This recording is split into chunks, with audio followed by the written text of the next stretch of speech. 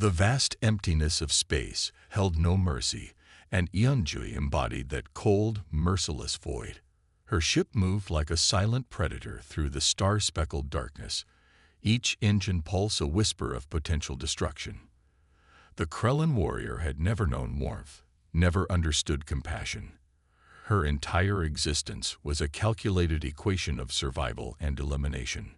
Born on the perpetually frozen moon of Rix 9, Yeonju learned early that weakness meant death. Her people were not like other species who spoke of diplomacy or compromise. The Krellin understood only one language: absolute power. From the moment she could walk, she was trained in combat, her small hands learning to grip weapons before she could fully comprehend complex speech. Her first mission came when she was barely 17 standard years old. A disputed mining colony on the outer rim of the Andromeda sector needed pacification, a typical euphemism for complete annihilation. The colonial resistance thought they could defend their small settlement against the incoming Krellin force. They were wrong. Yeonju moved through the settlement like a ghost, her combat suit blending with the shadows. Her advanced targeting systems tracked multiple heat signatures simultaneously. Each movement was precise, each decision calculated with mathematical perfection. Within 3 standard hours, the entire settlement was neutralized. No survivors meant no potential future resistance. Her commanders were pleased. She received commendation after commendation, her reputation growing with each successful mission. The galactic communication networks began whispering her name, a name that struck fear into countless civilizations. Some called her a demon, others a myth. To the Krellin, she was simply the perfect warrior. The Shadow Razor, her personal starship, was a marvel of technological engineering. Designed with stealth capabilities that made it nearly invisible to most tracking systems, it could slip through planetary defenses like a knife through silk. Its weapon systems were so advanced that entire planetary governments would surrender the moment they recognized its signature. What made Yeonju unique among her people was her extraordinary strategic mind. She didn't just follow orders, she anticipated them. Her brain processed combat scenarios faster than most advanced artificial intelligence systems. Where other warriors saw conflicts, she saw intricate puzzles waiting to be solved with surgical precision. Her missions were never about simple destruction. Each operation was a complex dance of strategy, timing, and overwhelming force. She would study her targets for weeks, understanding their weaknesses, their social structures, their potential resistance points. By the time she arrived, her victory was already predetermined. The galactic mercenary market valued her skills immensely. Governments and corporate entities would pay astronomical prices for her services. Some contracts were about elimination, others about sending a message. Yeonju didn't care about the reasons. She cared about execution. Her personal quarters on the Shadow Razor reflected her personality. Minimalistic, efficient, without a single unnecessary item. A single meditation platform, advanced communication systems, and weapon maintenance stations were her only companions. Emotions were a luxury she had never permitted herself to experience. The Krellin believed that emotional attachment was a fatal weakness. They trained their warriors to see every interaction as a potential threat, every relationship as a potential vulnerability. Yeonju had never questioned this philosophy. Why would she? Her success was a testament to their training. Her latest contract involved a complex political situation in the Orion arm of the galaxy. A resistance movement was growing, challenging the established corporate governance. The contract was simple: eliminate the leadership, crush the movement, ensure total compliance. For Yeonju, it was just another day's work. As her ship glided through the starry expanse, she reviewed the mission parameters. Hundreds of potential scenarios played through her enhanced neural network. Each possibility was calculated, each potential resistance mapped and planned for. Failure was not a concept she understood. The universe knew her as more than just a warrior. She was a legend, a ghost story told in hushed whispers across countless star systems. Children would speak about her, not as a person, but as a force of nature, unstoppable, unfeeling, perfect in her destructive capability. Little did she know that her perfectly structured world was about to encounter something she had never anticipated. A human who would challenge everything she believed about strength, about warfare, about existence itself. The universe, in its infinite complexity, was preparing a lesson that would fundamentally alter her understanding of reality. Her next mission would not be just another contract. It would be the beginning of a transformation that no one, not even Eunjae herself, could have predicted. Would you like me to continue with the next part of the story? The research vessel Horizon drifted silently through the star-studded blackness of space, its mission unremarkable by most standards. Chunho Park stood at the primary observation deck, his eyes fixed on the complex star charts displayed on the holographic interface. Unlike many researchers who became nervous in deep space, he remained calm, almost unnaturally so. The Horizon was conducting a routine xenoanthropological survey of the Orion Arm, mapping cultural interactions between emerging civilizations. Chunho's specialty was understanding communication patterns and social structures of species most considered incomprehensible. Where others saw chaos, he saw intricate systems of interaction. His current research focused on conflict resolution among species with seemingly impossible differences. Most of his colleagues thought his work was academic nonsense, a theoretical exercise with no practical application. But Chunho believed that understanding could prevent wars before they began. The ship's warning systems suddenly flickered. Something massive was approaching, something that didn't match any standard galactic vessel signature. The communication officers began preparing defensive protocols, their hands moving quickly across quantum communication panels. Chunho knew exactly what was happening before anyone else. The Shadow Razor, a vessel known throughout the galaxy as a harbinger of absolute destruction, was approaching. Most would have panicked. Most would have initiated emergency escape procedures. Chunho simply adjusted his glasses and waited. The Krellin warrior's ship moved with a predatory grace that was both beautiful and terrifying. Its stealth systems made it appear almost like a phantom against the starry background. Traditional defense systems would struggle to even detect its approach, let alone respond. On board the Horizon, tension grew. Junior officers whispered about the legendary Krellin warrior. Stories of her previous missions were legendary. Entire planetary resistance movements erased, corporate rebellions crushed within hours. Her reputation was not just about killing, but about making entire civilizations understand the futility of resistance. Chunho understood something his colleagues did not.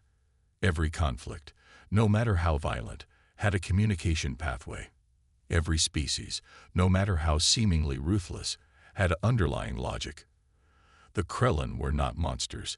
They were a highly evolved civilization with complex internal rules and structures.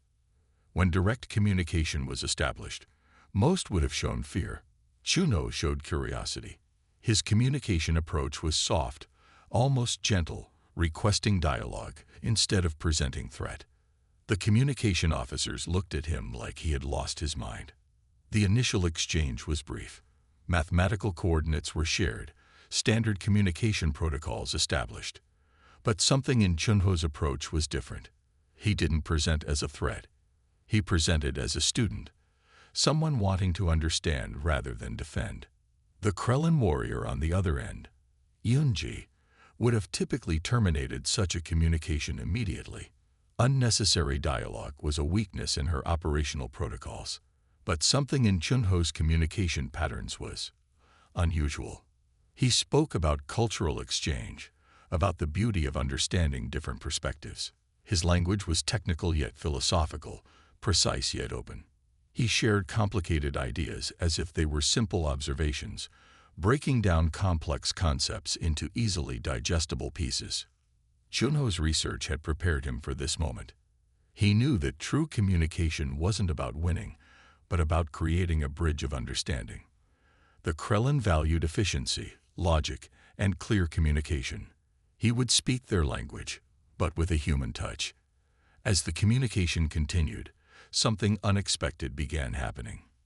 Eunji, who had never shown interest in anything beyond mission parameters, found herself listening, not just hearing, but genuinely processing the information being shared. The universe watched, unaware that this simple communication would become the first crack in a massive wall of misunderstanding. A human researcher and a Krellin warrior, two beings from completely different worlds, were about to change everything. Would you like me to continue with the next part of the story? Retrieve the space station orbiting the neutral zone became an unexpected meeting point for two beings who should never have understood each other. Chunho invited Eunji to a simple research area, a room filled with holographic displays and communication interfaces that seemed almost too peaceful for someone of her reputation. Eunji's arrival was like a storm entering a quiet room. Her combat suit, designed for maximum efficiency, seemed out of place among the academic equipment. Her eyes scanned every corner, every potential threat point. A habit so deeply ingrained, it was more instinct than conscious action. Chunho began not with formal introductions, but with a story. He spoke about his grandmother's small kitchen on Earth, about how she would make traditional Korean rice cakes during difficult times. Food, he explained, is more than nutrition. It's a language of comfort. The Krellin warrior had been trained to dismiss such narratives as unnecessary emotional noise. But something in Chunho's voice was different. He wasn't trying to manipulate her. He was simply sharing an experience. He explained how his grandmother would laugh while cooking, how that laughter could change the entire mood of a room. Eunji had never understood laughter. To her, it was an illogical sound, a waste of energy, a sign of weakness. But Chunho described it as a form of human healing. Their conversation moved through complex topics: conflict resolution, cultural understanding, the nature of communication. But beneath the technical language, something unexpected was happening. Chunho was teaching Eunji about emotional intelligence without directly instructing her. The research station's artificial environment seemed to shift. Where most would have seen a tense interaction between a warrior and a researcher, something more nuanced was developing. Chunho wasn't afraid of Eunji. More importantly, he didn't see her as a weapon to be feared. One particular moment changed everything. Chunho shared a self-deprecating joke about human awkwardness, a story about accidentally using the wrong cultural greeting and causing massive misunderstandings. For the first time, something strange happened to Eunji. A sound emerged from her throat, something between a grunt and a suppressed chuckle. The Krellin communication systems in her neural implant struggled to process this unexpected emotional response. Laughter was not in her programming. Emotional expression was considered a critical weakness in her culture. Yet, something was happening that her training had never prepared her for. Chunho noticed the subtle change. He didn't draw attention to it. Instead, he continued sharing stories, each one carefully selected to challenge her understanding of emotional communication. He spoke about human resilience, about finding strength in vulnerability, about the power of understanding rather than destroying. The research station's logs would later show this as a pivotal moment. A Krellin warrior, known for absolute destruction, was experiencing something close to genuine human connection. Her entire operational system was being challenged by something as simple as a conversation. Eunji's neural networks began recalibrating. Each story, each shared experience was like a small crack in a massive wall of emotional suppression. She was experiencing something her entire civilization had deemed impossible: emotional growth through communication. The universe watched, unaware that this interaction would become a turning point. A human researcher was teaching a warrior that strength wasn't just about the ability to destroy, but about the capacity to understand. As their conversation continued, something remarkable was happening. Eunji was learning to see the world not just as a series of strategic calculations, but as a complex, interconnected system of experiences and emotions. Chunho had done what no military force, no diplomatic mission had ever achieved. He was showing a warrior that there was more to existence than conflict. He was teaching her how to truly see the universe, not as a battlefield, but as a place of potential connection. Would you like me to continue with the next part of the story?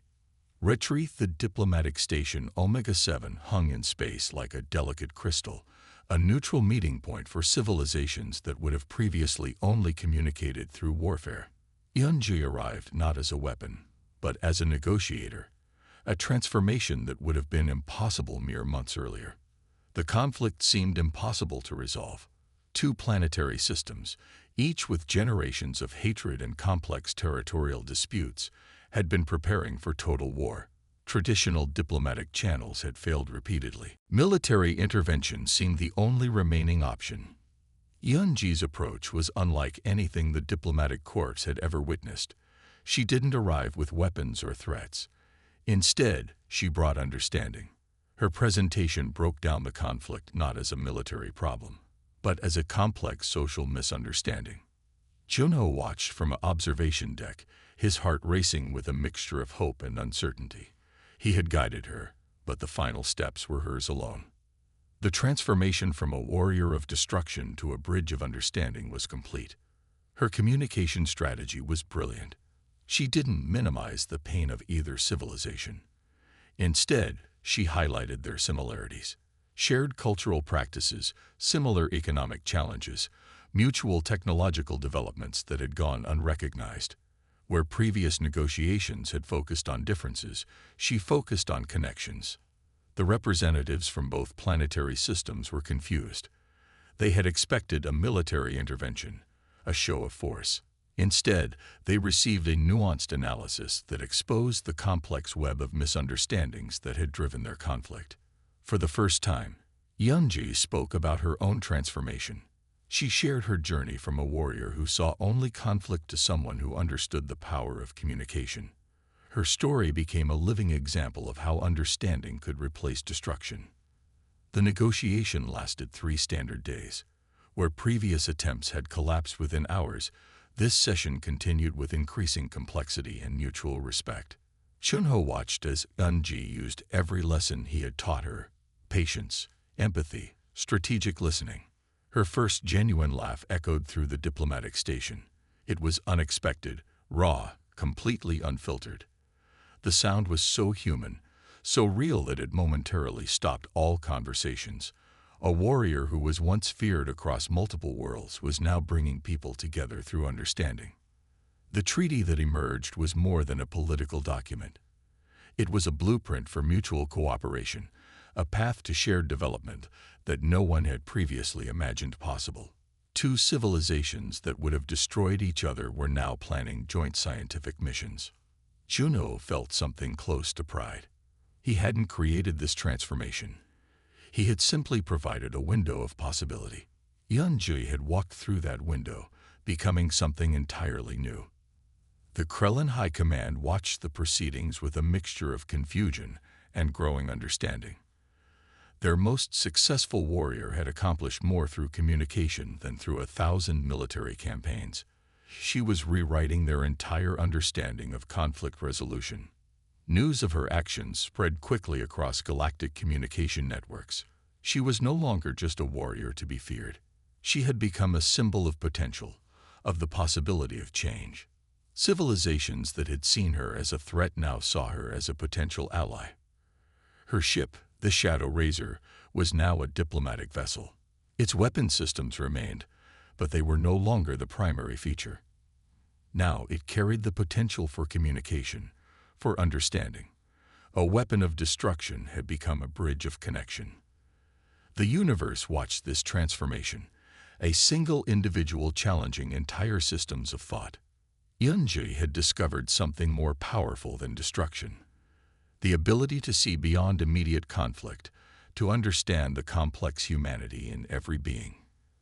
As the diplomatic meetings concluded, Junho approached her. No words were necessary. Their connection had moved beyond language, beyond traditional communication. They had discovered something more profound: the universal language of genuine understanding. Would you like me to elaborate on any part of this final section? Retroclaude can make mistakes. Please double-check responses. Military intervention seemed the only remaining option. Yunji's approach was unlike anything the diplomatic corps had ever witnessed. She didn't arrive with weapons or threats. Instead, she brought understanding.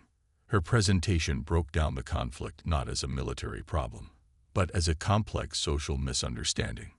Juno watched from an observation deck, his heart racing with a mixture of hope and uncertainty. He had guided her, but the final steps were hers alone. The transformation from a warrior of destruction to a bridge of understanding was complete. Her communication strategy was brilliant. She didn't minimize the pain of either civilization. Instead, she highlighted their similarities. Shared cultural practices, similar economic challenges, mutual technological developments that had gone unrecognized. Where previous negotiations had focused on differences, she focused on connections. The representatives from both planetary systems were confused. They had expected a military intervention, a show of force. Instead, they received a nuanced analysis that exposed the complex web of misunderstandings that had driven their conflict. For the first time, Yunji spoke about her own transformation. She shared her journey from a warrior who saw only conflict to someone who understood the power of communication. Her story became a living example of how understanding could replace destruction. The negotiation lasted 3 standard days.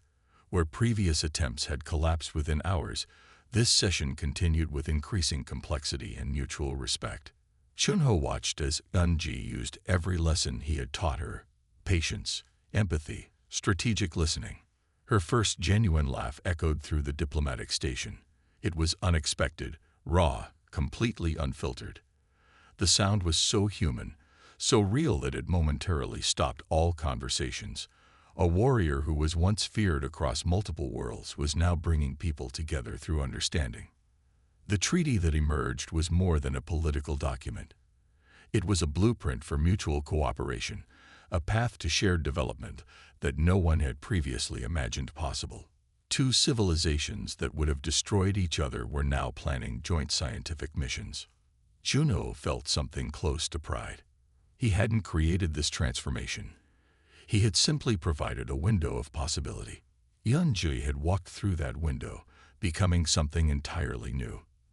The Krellin High Command watched the proceedings with a mixture of confusion and growing understanding. Their most successful warrior had accomplished more through communication than through 1,000 military campaigns.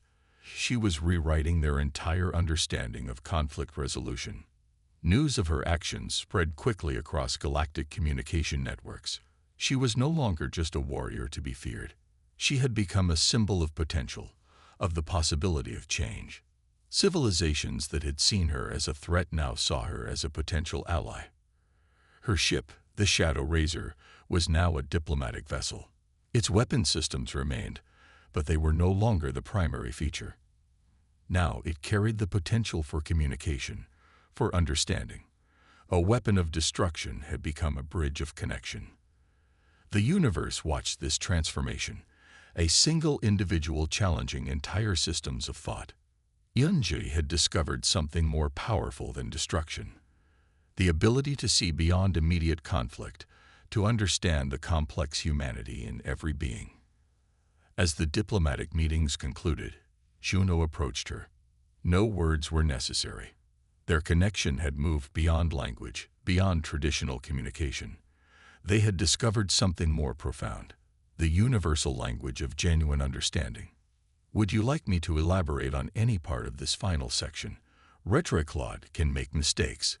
Please double-check responses. That evening, as Ta-Wan and Yuna shared a meal in their quarters, him eating earth food, her consuming neuralite nutrients, he realized how much their relationship had changed. What began as an awkward cultural exchange had become a genuine partnership, all because of an embarrassing moment that revealed just how different, and yet how similar, their species really were. 2 months after the bathroom incident, Harmony Station had transformed. What was once a simple diplomatic outpost now buzzed with scientific activity. The East Wing had been converted into research laboratories, where human and neuralite scientists worked side by side, studying skin samples and running tests on voluntary human participants. Tae-Won sat in Director Jin's office, reviewing the latest progress report.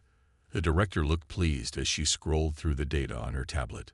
The ambassador is calling it the Dermal Diplomacy Initiative, she said, unable to hide her smile. Your naked mishap has become the cornerstone of our scientific cooperation. Tae-Won winced.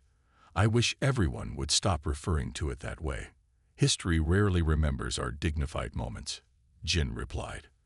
But results speak for themselves. Look at these numbers. She turned the tablet to show him. Over 50 Neuralite scientists had come to the station in the past month. Research funding had increased tenfold. Most importantly, early tests for treating carapace rigidity syndrome were showing promise. Chief Scientist Minho wants you to attend the first clinical trial next week, Jin said. They're using a synthetic protein inspired by human sweat glands to treat a young Neuralite with severe CRS. Me? Why? Tae-Won asked, surprised. You're the face of this initiative, whether you like it or not. The Neuralites see you as the bridge between our species. As Tae-Won left the office, he noticed a group of humans gathered in the common area, looking unhappy. He recognized several of them from the engineering department. Park, just the man we wanted to see, called out Jun, a tall engineer with a perpetual frown. We need to talk about these research requests. Tae-Won stopped. What's the problem? Jun handed him a tablet. Look at this.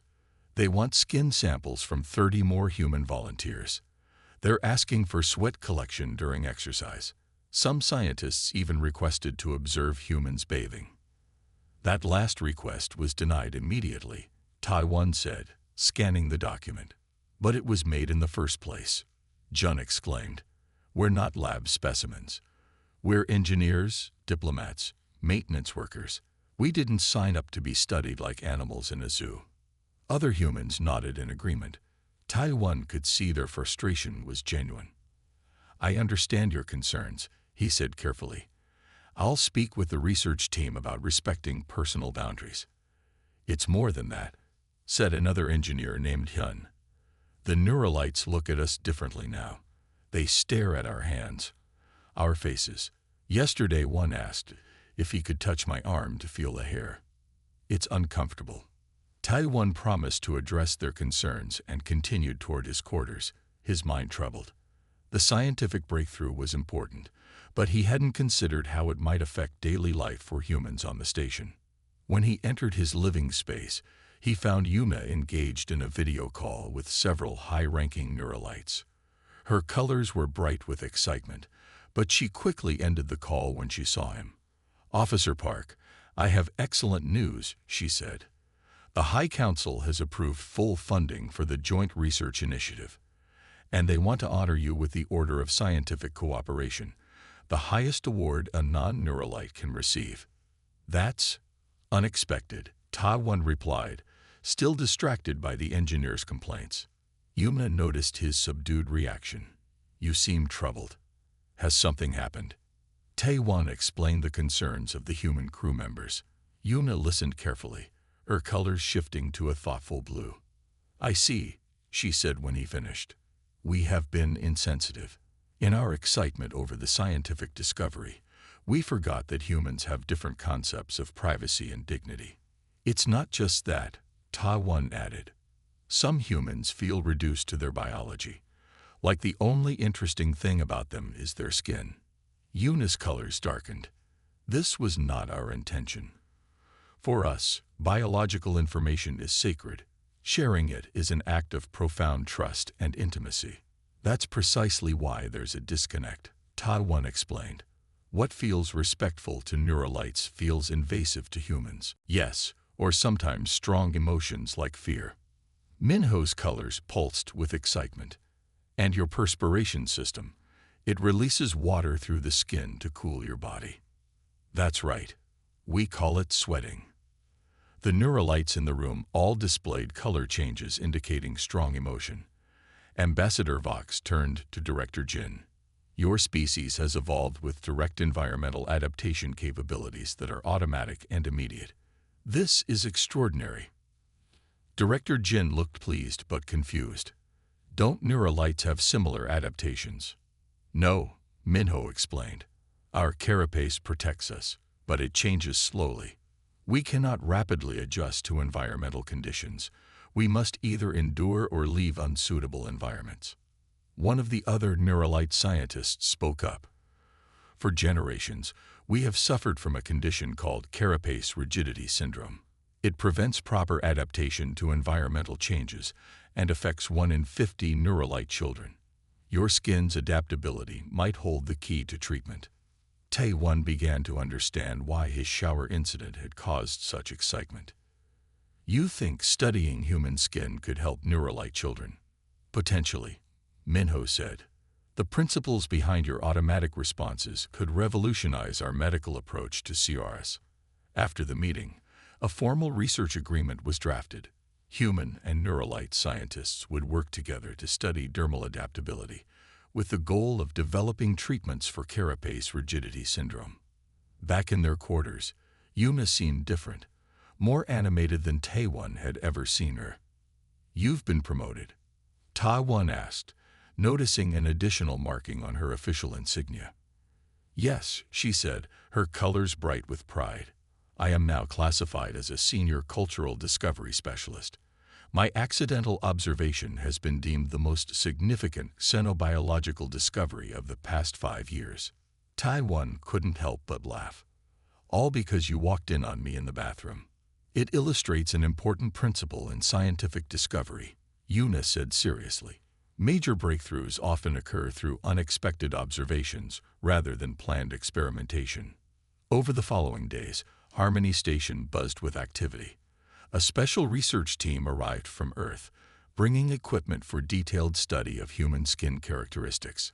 Several Neuralite specialists also came aboard, setting up laboratories dedicated to comparing human and Neuralite biological responses. Tae-Won found himself invited to countless meetings and briefings. At one particularly memorable session, he watched in amazement as human scientists demonstrated goosebumps, sweating, and blushing to an audience of captivated Neuralites. "The speed of your dermal responses is remarkable," one Neuralite researcher commented. "Our carapace takes days to adjust to similar stimuli." Not everyone was thrilled with the new focus on human skin. Some humans on the station complained about feeling like lab rats and objected to the constant requests for samples and tests. "It's dehumanizing," complained one engineer to Tae-Won in the dining hall. "They look at us like we're fascinating specimens instead of people." Tae-Won understood the concern. It's a culture shock for both sides. They've never encountered beings who can change their outer layer at will. "But you're not just a piece of skin, are you?" Yuna asked later when Tae-Won mentioned these complaints. "You are a complete being with thoughts and feelings. Is this not understood?" Tae-Won smiled. "It's understood, but sometimes people feel reduced to just their biology when they're being studied so intensely." Yuna's colors shifted to a thoughtful purple. "Among my people, sharing biological information is considered deeply intimate.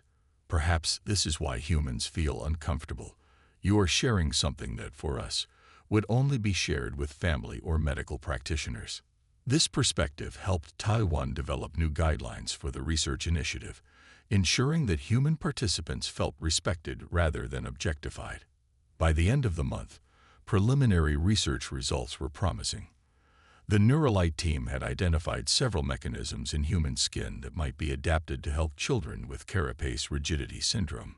"Your small bathroom incident may end up saving thousands of Neuralite lives," Director Jin told Tae-Won during their weekly review.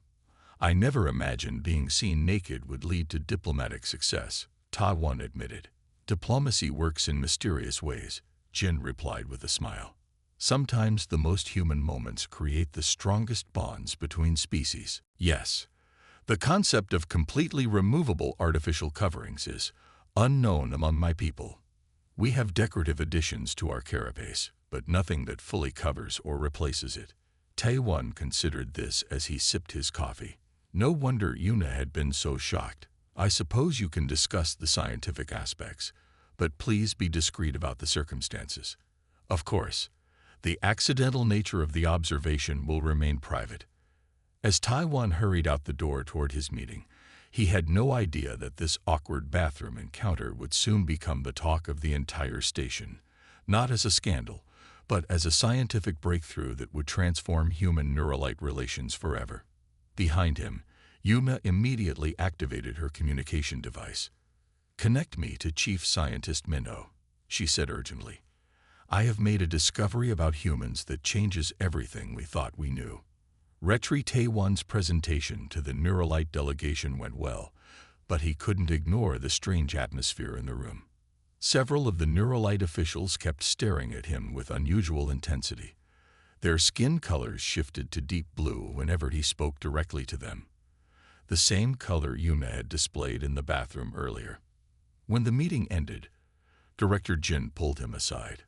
"Whatever you did, they're fascinated by you," she said. "Ambassador Vox has requested a private meeting tomorrow." Taewon nodded, not wanting to explain what had happened. "I'll be prepared, Director." When he returned to his quarters that evening, he found Yuna waiting with an unusual expression, her skin pulsing between shades of blue and green. "Officer Park, I must apologize for a breach of protocol," she said formally. "I shared the physiological observations with Chief Scientist Minnow, but the information has spread more widely than anticipated." Taewon set down his bag. "What do you mean?" "The entire Neuralite scientific community on the station is discussing human skin characteristics. They have requested formal scientific observation sessions. They want to study my skin," Taewon asked, uncomfortable with the idea. "Not just yours," Yuna explained. "All human dermal features. The discovery that humans have adaptable, responsive skin tissue rather than a fixed protective layer has enormous implications." Before Taewon could respond, his communicator beeped. It was Director Jin. "Park, whatever you did has caused quite a stir. The Neuralite science team has submitted an urgent request for a joint biological research initiative focused on human dermal characteristics. Ambassador Vox called it potentially the most significant advancement in xenobiology this decade. Can you explain what's going on?" Taewon sighed. "It's a bit embarrassing, Director. Yuna accidentally saw me, undressed, after my shower this morning. Apparently, Neuralites didn't understand that our clothes aren't part of our bodies." There was silence on the other end. Then Director Jin burst into laughter. "You're telling me that all this excitement is because an alien saw you naked?" "Essentially, yes," Taewon admitted, his face growing hot. "They thought our uniforms were like their carapace, a permanent part of us." "This is priceless," Jin said, still chuckling. "But seriously, this could be a major breakthrough in relations. The Neuralites have always been hesitant to share biological information. If your exposure has opened a door for scientific cooperation, we need to follow through." The next morning, Taewon found himself in a meeting room with Ambassador Vox, Chief Scientist Minnow, Director Jin, and several other officials from both species. Yuna sat nearby, her role elevated from household assistant to cultural interpreter. Ambassador Vox spoke first. His carapace was an impressive array of blue and gold patterns, indicating his high status. "Officer Park, your willingness to share biological information with Yuna of House Fenlith has created an opportunity for unprecedented cooperation between our peoples." Taewon shifted uncomfortably. "I'm happy to help advance our understanding, Ambassador, though the circumstances were accidental." Chief Scientist Minnow stepped forward. Unlike the ambassador, his carapace was simpler, with subtle patterns that shifted slightly as he moved. "Officer Park, may I ask some direct questions about human physiology?" "Of course," Taewon replied, trying to sound professional despite feeling like a specimen under examination. "These goosebumps that Yuna observed, they appear automatically in response to temperature.